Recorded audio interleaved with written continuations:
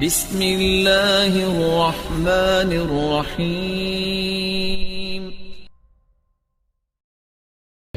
آج کے خطبہ جمعہ میں شعبان کے حوالے سے کچھ باتیں آپ حضرات کے سامنے رکھنے کی کوشش کروں گا۔ میں اللہ سے دعا کرتا ہوں کہ اے اللہ تو ہمیں اس بات کی توفیق دے کہ جو بھی بات میں کہوں قرآن و حدیث کی روشنی میں کہوں، آمین۔ اے اللہ تو ہمیں کبھی بھی توفیق نہ دے کہ کوئی بات میں قرآن و حدیث سے ہٹ کر اپنی طرف سے کہوں، آمین۔ یہ شعبان کا مہینہ ہے، اسلامی سال کا یہ 8واں مہینہ ہے۔ کون سا مہینہ؟ 8واں مہینہ، جو رجب کے بعد اور رمضان سے پہلے آتا ہے۔ رجب کے بعد اور رمضان سے پہلے یہ شعبان کا مہینہ آتا ہے۔ آئیے سب سے پہلے یہ دیکھ لیتے ہیں کہ اس مہینے کا نام شعبان کیوں پڑا، اس کی وجہ تسمیہ دیکھیے۔ شاب اس کا مادہ ہے شعبان کا شاب، جس کے معنی ہوتے ہیں جدا جدا الگ الگ ہونے کے۔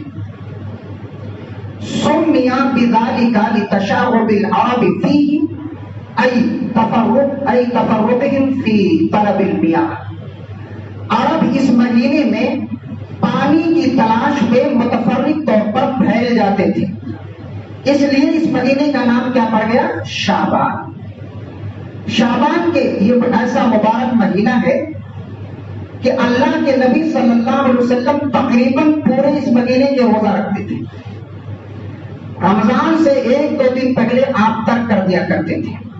مائی عائشہ رضی اللہ تعالی عنہا فرماتی ہیں کہ اللہ کے رسول صلی اللہ علیہ وسلم روزے رکھتے، یہاں تک کہ ہم کہتے کہ آپ روزے نہیں چھوڑتے، پھر آپ روزے چھوڑتے، یہاں تک کہ ہم کہتے کہ آپ روزے نہیں رکھتے۔ اور میں نے اللہ کے نبی صلی اللہ علیہ وسلم کو کسی مہینے کے مکمل روزے رکھتے ہوئے نہیں دیکھا سوائے رمضان مبارک کے، اور میں نے شعبان کے مہینے سے زیادہ کسی اور مہینے میں روزہ رکھتے ہوئے نہیں دیکھا۔ اور ایک روایت میں گئے کہ اللہ کے رسول صلی اللہ علیہ وسلم کو شعبان کے مہینے میں نفلی روزہ رکھنا، کان احب الشہور الی رسول اللہ صلی اللہ علیہ وسلم ان یصومہ شعبان ثم یصلہ برمضان۔ اللہ کے رسول صلی اللہ علیہ وسلم کو نفلی روزہ رکھنے میں شعبان کا مہینہ سب سے زیادہ محبوب تھا، پھر آپ اس کو رمضان سے ملا دیتے تھے۔ پتہ چلا کہ شعبان کے مہینے میں جو کام کرنا ہے وہ روزہ رکھنا ہے، لیکن اس کے علاوہ کچھ اور کام ہوتا ہے۔ تو شعبان کے مہینے میں روزہ رکھنا ہے کثرت کے ساتھ۔ اس روزے رکھنے کی حکمت کیا ہے؟ اسامہ رضی اللہ تعالیٰ عنہ نے ایک مرتبہ اللہ کے نبی سے کہا کہ اے اللہ کے نبی آپ یہ بتائیں، آپ جتنا روزہ شعبان کے مہینے میں نفلی روزہ رکھتے ہیں اتنا روزہ کسی اور مہینے میں نہیں رکھتے۔ اے اللہ کے نبی آپ مجھے بتائیں اس کی کیا وجہ ہے کہ آپ جتنا نفلی روزہ شعبان کے مہینے میں رکھتے ہیں کسی اور مہینے میں نہیں رکھتے ہیں؟ اللہ کے نبی جناب محمد رسول اللہ صلی اللہ علیہ وسلم نے فرمایا ذالک شہر یغفل الناس عنہ بین رجب ورمضان وهو شہر ترفع الاعمال فیہ الی رب العالمین۔ اللہ کے رسول صلی اللہ علیہ وسلم نے فرمایا کہ اے اسامہ اگر وجہ جانا چاہتے ہو تو وجہ یہی ہے کہ یہ ایسا مہینہ ہے جو رجب اور رمضان کے درمیان میں آتا ہے۔ اکثر لوگ اس مہینے سے غافل رہتے ہیں، غفلت برتتے ہیں۔ یہ ایسا مہینہ ہے جو اعمال اللہ رب العالمین کی بارگاہ میں پیش کیے جاتے ہیں۔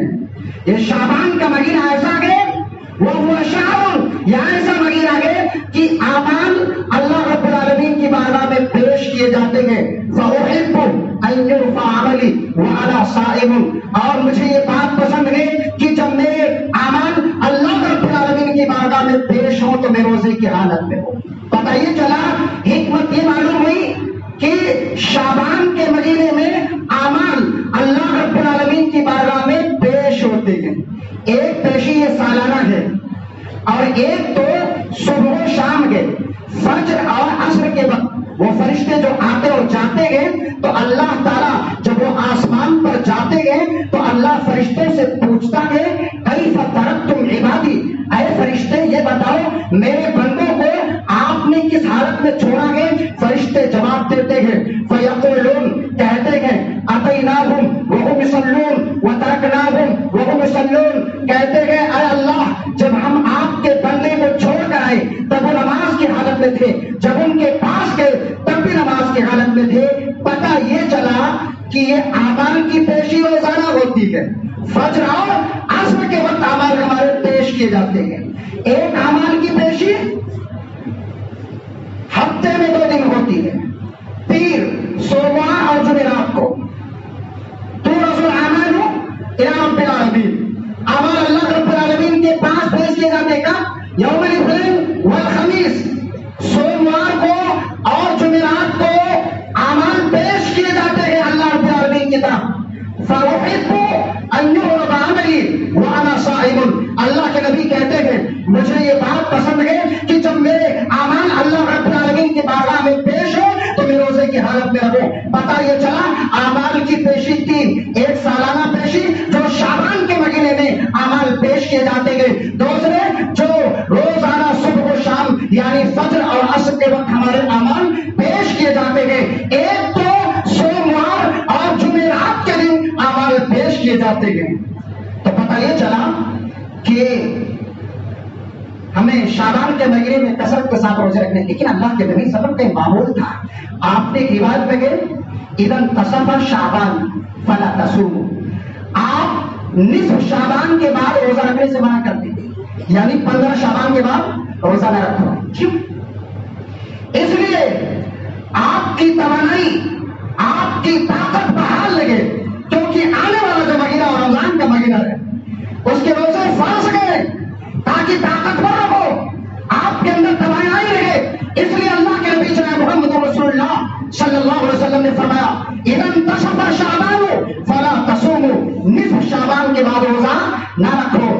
اسی طرح اللہ کے رسول صلی اللہ علیہ وسلم نے رمضان سے 1-2 دن پہلے بھی آپ نے روزہ رکھنے سے منع فرمایا کہ رمضان سے 1-2 دن پہلے روزہ مت رکھو، لا تقدموا صوم رمضان بیوم ولا یومین، اللہ کے نبی صلی اللہ علیہ وسلم نے فرمایا کہ رمضان سے 1-2 دن پہلے روزہ مت رکھو، ہاں مگر جس کا روزہ ہو وہ رکھ لے، جس کا روزہ وہ رکھ لے۔ یعنی آپ کی عادت ہے، ہماری عادت ہے، سوموار کو جمعرات کو میں روزہ رکھتا ہوں، اتفاق ایسا کہ رمضان سے پہلے وہ دن آ گیا تو رکھ سکتے ہیں، یا کوئی صوم داؤدی رکھتا ہے، یعنی داؤد علیہ السلام کا روزہ، ایک دن روزہ رکھتا ہے، ایک دن افطار کرتا ہے، اتفاق سے رمضان سے پہلے وہ دن آ جائے تو یہ اس حکم میں نہیں ہے، ممانعت نہیں ہے۔ تو میرے بھائی اور دوستوں یہ بات ہمیں معلوم ہے کہ شعبان کے مہینے میں کون سا کام کرنا چاہیے۔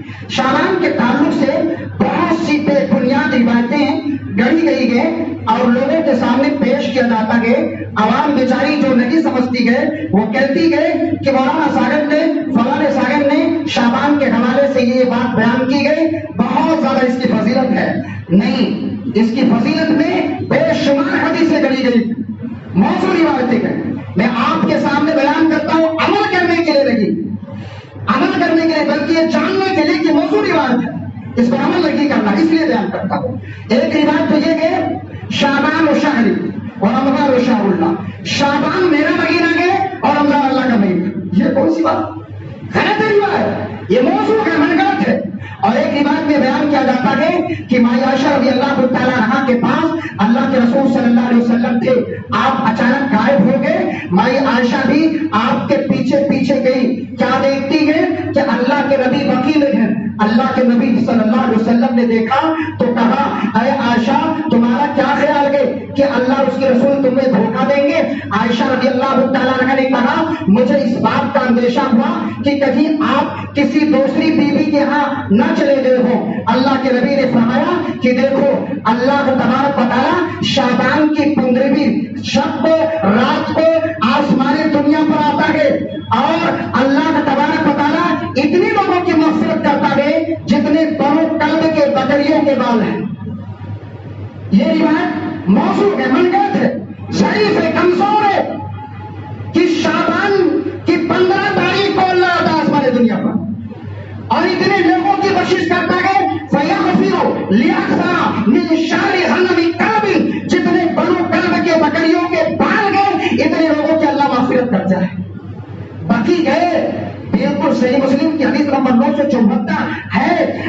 کے نبی جناب محمد رسول اللہ صلی اللہ علیہ وسلم بقی میں گئے ہیں، بالکل واقعہ صحیح ہے، لیکن شعبان کا تذکرہ نہیں ہے۔ اس میں شعبان کی 15 تاریخ کو لوگوں نے ملا دیا، پورا معاملہ خراب کر دیا۔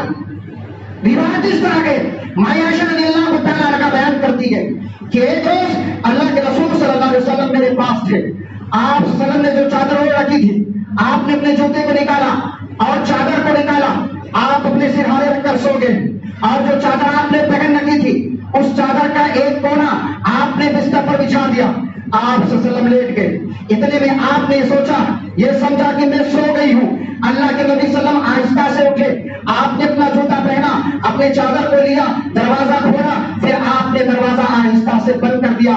عائشہ رضی اللہ تعالیٰ عنہا کہتی ہیں میں بھی اٹھی، اٹھنے کے بعد میں نے اپنی زرے کو اپنے سر پر پہن لی، اس کے بعد میں نے اپنا دوپٹہ اوڑھا، اپنی چادر کو لپیٹ لیا، میں بھی اللہ کے نبی صلی اللہ علیہ وسلم کے پیچھے پیچھے چل دی، یہاں تک کہ مائی عائشہ کہتی ہے میں نے اللہ کے نبی صلی اللہ علیہ وسلم کو بقی میں دیکھا۔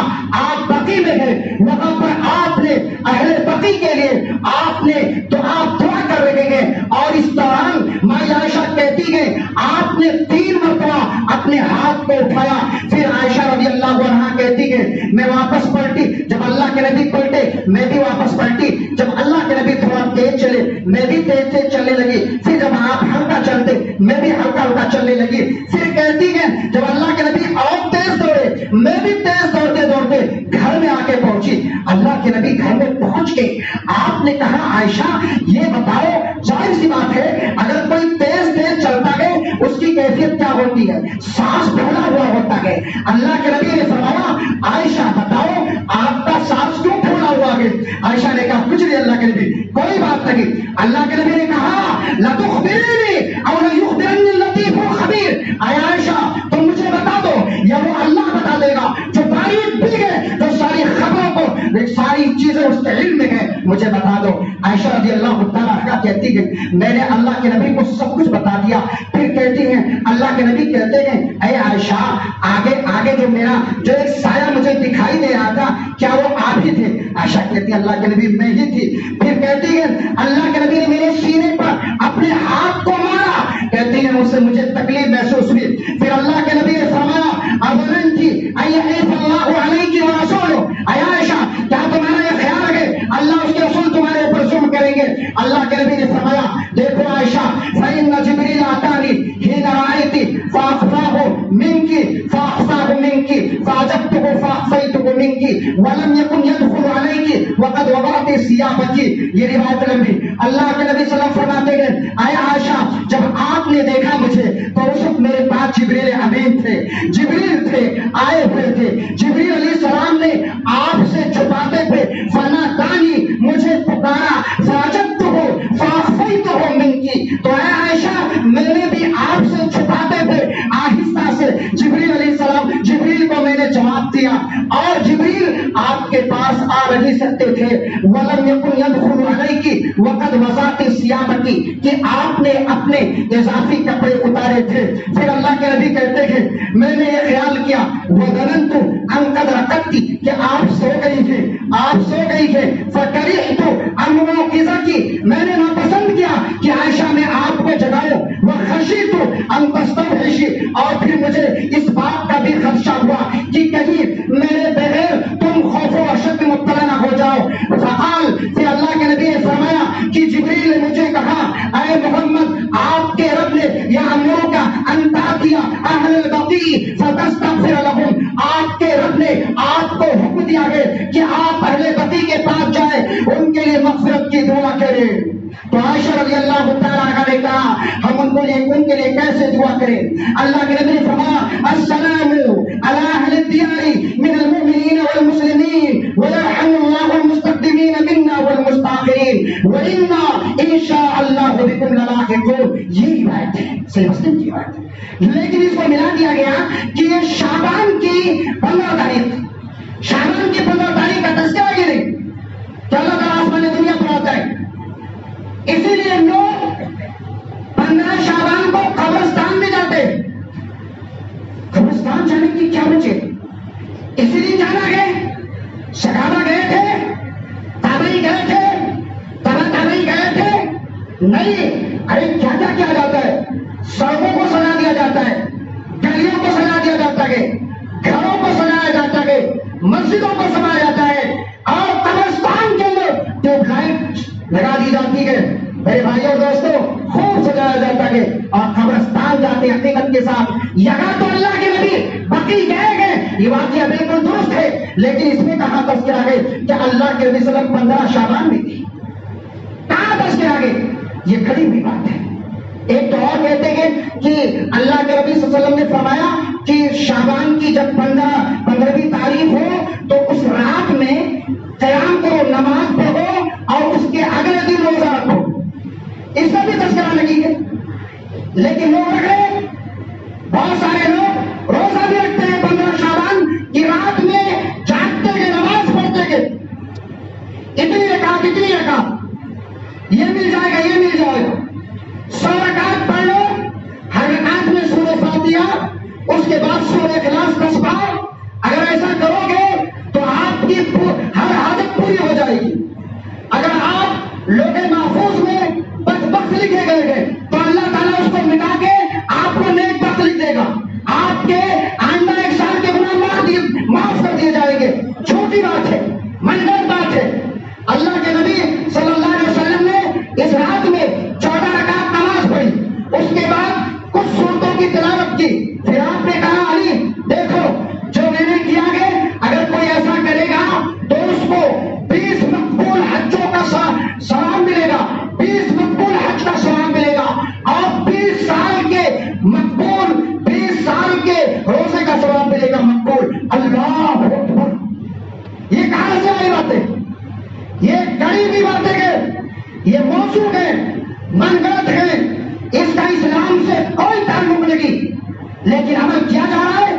سارے لوگ خوش نظر آتے ہیں، ہر کوئی پوچھتا کہ بھیا شب برات کب آ رہا ہے، شبرات کب آ رہا ہے، کب کس دن کو آ رہا ہے، تاریخ کون سی ہے، لوگوں کو انتظار ہے، چھوٹے بڑے لوگ انتظار میں گئے شب برات۔ ایسا لگتا ہے اس شب برات میں ان کا سب کچھ معاف کر دیا جائے گا، جو کچھ کیے گئے۔ میرے بھائیوں سو ایسی بات لگی ہے، اس کے تعلق سے میرے جو روایتیں ہیں میں نے آپ کے سامنے پیش کر دی، جو کام کرنے کے ہیں وہ کام کیا جائے، لیکن لوگ جو کام نہیں کرنا وہ کام کیا جاتا ہے شب برات۔ ایک بات بھی پوچھنا چاہتا ہوں، عربی میں جتنی عبادتیں ہم اور آپ کرتے ہیں سب عربی میں ہے، یاد رکھیے گا، جو کچھ ہم کرتے ہیں، نماز، روزہ، صدقہ، سب کچھ آپ کو حدیث ملے گی عربی میں، لیکن شب برات یہ شب فارسی کا لفظ ہے اور برات عربی، نجات کی راہ۔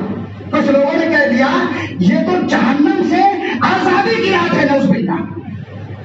اس رات میں لوگوں کی روزیاں تقسیم کی جاتی ہیں، لوگوں کی موت اور زندگی لکھی جاتی ہے، نعوذ باللہ۔ میرے بھائیو دوستوں، اور کیا کیا جاتا ہے اس کے تعلق سے؟ کہتے ہیں ایک آیت سے دلیل پکڑی ہے، اِنَّا أَنزَلْنَاهُ فِي لَيْلَةٍ مُبَارَكَةٍ إِنَّا كُنَّا مُنذِرِينَ فِيهَا يُفْرَقُ كُلُّ أَمْرٍ حَكِيمٍ۔ بے شک ہم نے اس کو مبارک رات میں نازل کیا اور اس میں ہر بڑے مضبوط کام کا فیصلہ کیا جاتا ہے۔ اِنَّا كُنَّا مُنذِرِينَ، بے شک ہم ڈرانے والے ہیں، ہوشیار کرنے والے ہیں۔ تو لوگوں نے کیا کہا معلوم ہے؟ لیلۃ مبارکہ سے مراد شعبان کی 15ویں شب ہے، نعوذ باللہ۔ جبکہ یہ غلط ہے، حق لیلۃ مبارکہ مبارک رات سے مراد ہوگے شہر رمضان الذی انزل فیہ القرآن ھدی للناس وبینات من الھدی والفرقان، کہ رمضان کا مہینہ وہ ہے جس میں ہم نے قرآن کو نازل کیا جو لوگوں کو ہدایت کرنے والا ہے، جس میں حق اور باطل کے درمیان تمیز کرنے کی نشانیاں ہیں، یہ مراد ہے۔ لیکن کہہ دیا لوگوں نے مارو گھٹنا پھوٹے سر، لیلۃ مبارکہ سے کہہ دیا گیا کہ شعبان کی 15ویں رات، نعوذ باللہ۔ لوگوں کو سمجھ نہیں آتی اللہ کے سامنے کیا منہ دکھائیں گے، کیا منہ دکھائیں گے؟ بالکل صاف ہے یہ مبارک رات رمضان میں آتی ہے، لیکن کہہ دیا گیا یہ شعبان کی 15ویں شب ہے۔ اللہ اکبر! کیا منہ دکھائیں گے لوگ؟ اللہ کے سامنے کیا جواب بن پڑے گا؟ میرے بھائیو دوستو، اسی طریقے سے شعبان کی 15ویں شب کو اللہ تعالیٰ لوگوں کی طرف نظر رحمت کرتا ہے، سارے لوگوں کی مغفرت کر دیتا ہے سوائے مشرک کے اور کینہ پرور کے. یہ بھی روایت ضعیف ہے, یہ بھی روایت ضعیف ہے. چراغا کرنا, چراغا کرتے ہیں لوگ, چراغا کرتے جلاتے ہیں کمکمے بجلیاں. کیا صحابہ نے کیا؟ تابعین نے کیا؟ تابعین نے کیا؟ کسی نے نہیں کیا. لیکن آج یہ عقیدت مند لوگ کرتے ہیں اور پیسہ بے تحاشا صرف کرتے ہیں, بہاتے ہیں. کسی غریب کو دینا ہو, مسکین کو دینا ہو, 10 روپیہ نہیں نکلتا ہے. کوئی بیوہ عورت ہے, اے بھائیو آپ لوگ سب جانتے ہیں کہ آپ لوگوں نے یونٹی چیریٹیبل ٹرسٹ قائم کیا ہے. ہر ماہ 31-32 بیوہ لوگوں کا راشن جاتا ہے. اور کہا جائے ایک کٹ کا 800 روپے بنتا ہے, جناب 800 روپیہ دے دیجیے. ایک بیوہ کھائے گی, جو لقمہ کھائے گی, ہر لقمے پر آپ کو دعائیں خیر کرے گی, اس کے دل سے دعا نکلے گی. یہ نہیں بنے گا. لیکن آج لوگ اسراف فضول خرچی یہاں وہاں میں لگا دیتے ہیں. افسوس کا مقام ہے کہ لوگ ناجائز کاموں میں صرف کرتے ہیں اور پیسہ اپنا پانی کی طرح بناتے ہیں, چراغا کرتے ہیں. آتش بازی, پٹاخے پھوڑنا, ایک کام یہ بھی کیا جاتا ہے پٹاخہ پھوڑا جاتا ہے. میرے پٹاخے کون پھوڑتا ہے؟ اگر غیر دیوالی کے موقع پر پٹاخے پھوڑے تو مشرک, اور اگر ہم شب برات کے موقع پر پٹاخے پھوڑے تو ہمارا تو عید رہے گا. یہ کہاں کا انصاف ہے؟ کئی کئی مسلم محلوں میں پٹاخے پھوڑے جاتے ہیں. گھروں کی صفائی بہت اچھی بات ہے, لیکن شب برات کے دن گھروں کی صفائی اتنی کیوں؟ صفائی تو یہ ایمان ہے نا, آدھا ایمان ہے. اللہ کو باہر کی صفائی, اندر کی صفائی سب چاہیے. وَثِيَابَكَ فَطَهِّرْ وَالرُّجْزَ فَاهْجُرْ. آپ اپنے کپڑے کو پاک رکھیے, گندگی کو چھوڑ دیجیے. میرے بھائیوں, اللہ کو پاکی پسند ہے, لیکن شب برات کے موقع پر ہی گھروں کی صفائی کیوں؟ اگر ایک گھر اپنے گھر کو صاف کرے, دیوالی کے موقع پر اپنے سامان کو بدلے, نیا برتن خریدے تو مشرک. اگر ہم شب برات کے موقع پر اپنا نیا برتن خریدے, گھروں کی صفائی کرے, گھروں پر چونا پالش کرے, ہمارا کیا رہے گا؟ وہ تو مشرک. اور ہم شب برات کے موقع پر کرے تو ہم موحد. بتاؤ میرے بھائی اور دوستو, کیا صحابہ نے کیا ہے؟ صفائی تو آپ کریں, بہت اچھی بات ہے. صفائی میں تو ہم تھوڑے پیچھے. آج ہمارا مسلم محلہ یا کوئی بلڈنگ میں جا کر دیکھ لیجیے, لوگ پان کھائے رہیں گے, جگہ چلیں گے وہاں تھوک دیں گے, سیڑھیوں پر تھوک دیں گے, کسی کے اوپر بھی تھوک دیں گے. نہیں فرق ہے. ان کے گھر, ان کے جو نیچے گراؤنڈ ہوتا ہے جہاں دیکھو پان کے پیچھے, یہ کیا ہے؟ صفائی کا حکم دیا گیا ہے. لیکن کسی بلڈنگ میں جانے کے بعد اللہ بتاؤ افسوس ہوتا ہے کہ یہ صرف پوری بلڈنگ مسلم رہتے ہیں, پھر بھی اتنی گندگی, پان کھا کے یہاں وہاں تھوک دیتے ہیں. شرم نہیں آتی کہ صفائی کا ہمیں حکم دیا گیا ہے. یہ صفائی آدھا ایمان ہے. میرے بھائی اور دوستو, کہنے کا مقصد یہ ہے کہ صرف شب برات کے موقع پر صفائی کیوں؟ اچھا, آخر میں ایک چیز میں بھول جا رہا ہوں, حلوہ. یہ چیز تو بہت عام ہے, اسی کے لیے تو سب کچھ رکھا گیا, اسی کو منانے کے لیے تو سب کچھ کیا گیا. یہی تو مکینہ ہے جس میں دکانداروں کی دکان چمک جاتی ہے, شکر کی بکری بہت زیادہ ہوتی ہے, سوجی بھی بہت زیادہ دکھتا ہے. اور اگر کوئی نہ بنائے اپنے گھر پہ, گستاخ رسول ہے, یہ حلوہ نہیں پکاتا. کہ میں بتاتا ہوں میرے بھائی اور دوستو اس مختصر وقت میں کہ حلوہ پکانے والوں کے پاس دلیلیں ہیں, بالکل ہے. حلوہ پکانے والوں کے پاس دلیل ہے, لیکن وہ دلیل ایسی ہے جس کا نہ سر ہے نہ پیر ہے, کچھ نہیں. دلیل پہلی یاد رکھیے گا, پہلی دلیل یہ ہے کہ اللہ کے نبی جناب محمد رسول اللہ صلی اللہ علیہ وسلم کے دندان مبارک شہید ہوئے تھے. بالکل صحیح ہے. لیکن لوگوں نے تاریخ کی کتابوں کو چھوا تک نہیں, اس کی کوئی قدر ہی نہیں کی. لگتا مایا خوشی کی تاریخ بھول گئے. اللہ کے نبی کے دانت کب شہید ہوئے تھے؟ تاریخ 6 شوال سن 3 ہجری کو آپ کے دندان مبارک شہید ہوئے, آپ کے دانت کو توڑا گیا. شوال کا مہینہ ہے, لیکن حلوہ کب بنتا ہے؟ 10 مہینہ 20 دن کے بعد. 10 مہینہ 20 دن کے بعد یا 2 مہینہ پہلے. بتائیے, شوال کے مہینے میں تو حلوہ کا शव्वाल में कब पढ़ना चाहिए, फंस गए दलील उनकी, लेकिन खुद उन्हीं के ऊपर पड़ रही है। नबी के दांत शव्वाल के महीने में और हलवा शाबान में।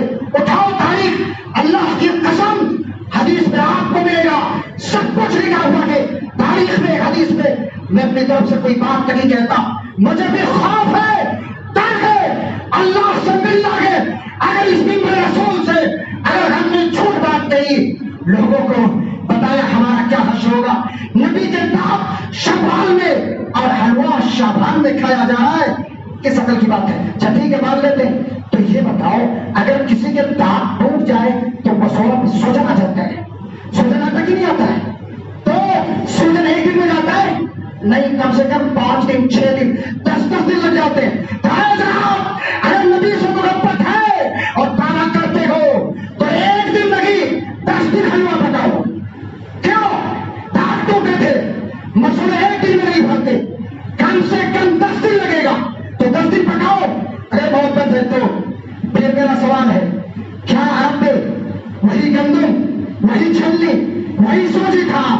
नहीं मेरे भाइयों दोस्तों, अल्लाह के नबी सल्लल्लाहु अलैहि वसल्लम के दंदाने मुबारक को कब शहीद किया गया, कब तोड़ा गया और हलवा कब पकता गया? शव्वाल और शाबान में कितना फर्क है, आप गिनते जाएं। शव्वाल, ज़िलक़ादा, ज़िलहिज्जा, मुहर्रम, सब आप गिनते जाएं। लेकिन ये काम पहली दिन। दूसरी बात ये कहते हैं, हज़रत हमज़ा रज़ी अल्लाह तआला अन्हु की नाम शहादत की नियाज़ दी जाती है कि हज़रत हमज़ा रज़ी अल्लाह तआला अन्हु शहीद किए गए थे, इसलिए हम ऐसा करते हैं। मेरे भाइयों दोस्तों, शव्वाल के महीने में शहादत हुई, फिर वही आया कि 10 महीना 20 दिन के बाद किया जाता है। तो अगर देखा जाए तो जंगे उहद में 70 सहाबा शहीद हुए, तमाम शहीदों के नाम की नियाज़ दो। और इस्लाम में कितने शहीद गुजरे गए, तमाम शहीदों के नाम की नियाज़ दो। यहाँ पे हिंदुस्तान का बजट भी काफी होगा, तो सारे शहीदों की नियाज़ दो। फिर कहते नहीं, हमज़ा रज़ी अल्लाह तआला अन्हु अल्लाह के नबी के चचा थे। फिर अब्बास कौन थे? फिर अब्बास रज़ी अल्लाह अन्हु कौन थे? मेरे भाइयों, दलील खुद ऊपर पड़ी। देखो, आंखें जब दलील दी जाए तो उसे सोचना चाहिए, समझना चाहिए और आंखें खोलनी चाहिए कि दलील की रोशनी बात की जा रही है। एक दलील ये दी जाती है कि ओवैस करनी रहमतुल्लाह अलैह ने जब ये सुना कि नबी के दांत शहीद हो गए तो ओवैस करनी रहमतुल्लाह अलैह ने अपने सारे दांत तोड़ लिए और आपने हलवा खाया। तो आपके दांत भी नहीं टूटे और हलवा खा रहे हो? अरे मोहब्बत के ताने तारो, पहले अपने एक दांत तोड़ लो, फिर हलवा पकाओ खाओ, तब में जानो मोहब्बत है। दांत भी नहीं टूटे और हलवा भी पका के खा रहे हैं, ये कैसी मोहब्बत है, ये कैसी मोहब्बत है?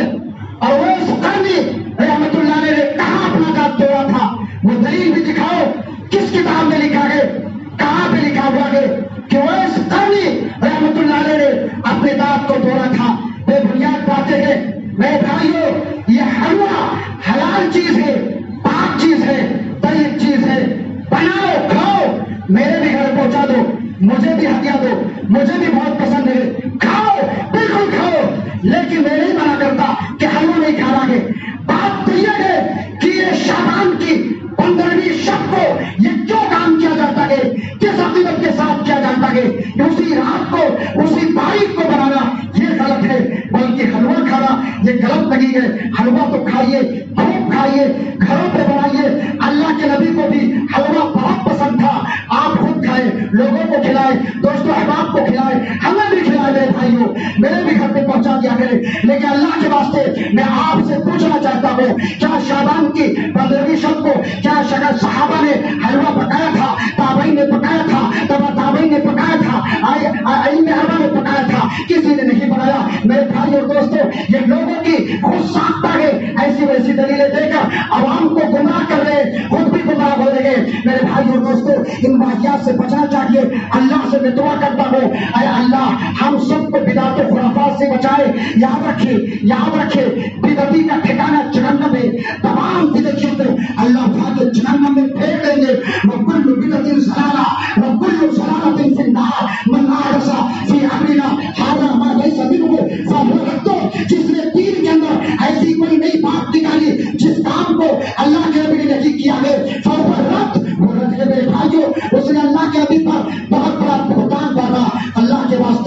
شعبان کے مہینے میں جو واقعات اور خرافات کے کام کیے جاتے ہیں اپنے آپ کو اس سے بچائیے. اللہ سے میری دعا ہے اللہ تعالیٰ ہم سب کو عمل صالح کرنے کی توفیق عطا فرما. اللہ ہم کو بدعت و خرافات سے بتا آپ کو بچا. اللہ ہم سب کو قرآن و حدیث کی روشنی میں زندگی گزارنے کی توفیق عطا فرما. اللہ ہم میں سے جو بیمار ہیں انہیں شفائے عاجلہ اور کاملہ عطا فرما. اللہ ہم میں سے جو مقروض ہیں ان کے قرض کو اتار دے. اللہ ہم کو نمازی بنا, ہمارے گھر والوں کو نمازی بنا, ہماری بہو بیٹیوں کو نمازی بنا. اے اللہ ہم میں سے جو بے اولاد ہیں ان کو اولاد عطا فرما. اے اللہ جو اولاد والے ہیں ماں باپ کے آنکھوں کی ٹھنڈک بنا. اے اللہ جو بھی ہمارے مسلمان بھائی کسی بھی جگہ کہیں بھی پریشان نہ ہو ان کی پریشانی کو دور فرما. اے اللہ ہم کو شیطان کے وسوسے سے بچا. اے اللہ ہمیں قرآن و حدیث پر عمل پیرا ہونے والا بنا. اے اللہ ہمیں جب تک اس دنیا کے اندر زندہ رکھ توحید پر زندہ رکھ. اے اللہ ہمارا جب خاتمہ کرنا اس دنیا سے اٹھانا تو اے اللہ اس حالت میں اٹھانا کہ ہمارے دل میں ہمارے سینے میں اپنے کسی مسلمان بھائی کے تعلق سے کوئی کینہ کپٹ نہ ہو, کوئی بغض نہ ہو, کوئی حسد نہ ہو. اے اللہ جب اٹھانا اس دنیا سے تو ہمارا سینہ پاک ہو. اللہ کسی کے تعلق سے دشمنی نہ ہو. آمین. تقبل یا رب العالمین وآخر دعوانا الحمد للہ رب العالمین. بارک اللہ لنا ولکم فی القرآن العظیم ونفعنا وإياکم بالآیات والذکر الحکیم. انہ تعالی جواد کریم ملک بر رؤوف رحیم.